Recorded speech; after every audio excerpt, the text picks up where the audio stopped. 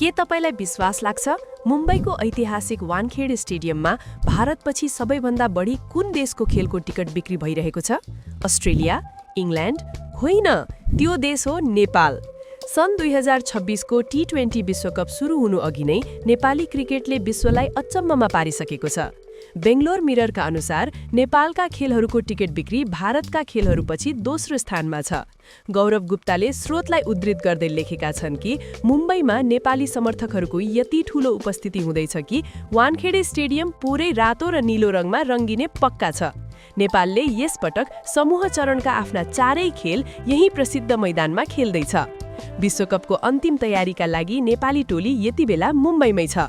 श्रीलङ्काको ए टोलीसँग 3 अभ्यास खेल खेलेपछि मुम्बई पुगेको नेपाली टोलीले आज माघ 15 गते मुम्बईको MCA प्रेसिडेन्ट 11 विरुद्ध पहिलो अभ्यास खेल खेल्दैछ। विश्वकप सुरु हुनु अघि नेपालले चेन्नईमा UAE र क्यानाडासँग पनि वार्म अप खेलहरू खेल्ने तालिका छ। यसपटक नेपाल समूह C मा छ, जहाँ इङ्ल्यान्ड र वेस्ट इन्डिज जस्ता पूर्व च्याम्पियन टोलीहरू रहेका छन्।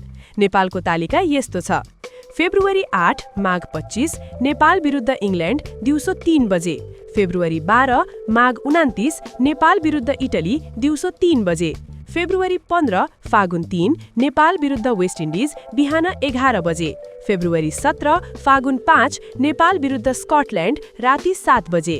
कप्तान रोहित पौडेलको नेतृत्वमा सन्दीप लामिछाने, कुशल भुर्तेल र दिपेन्द्र सिंह ऐरी जस्ता स्टार खेलाडीहरूले भरिएको यो टोलीले सुपर 8 मा पुग्ने लक्ष्य राखेको छ।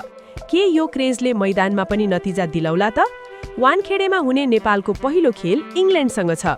के हामीले डिफेन्डिङ च्याम्पियनलाई स्तब्ध पार्न सक्लौं त? तपाईलाई के लाग्छ, मुम्बईमा हुने यो विश्वकपमा नेपालको प्रदर्शन कस्तो होला?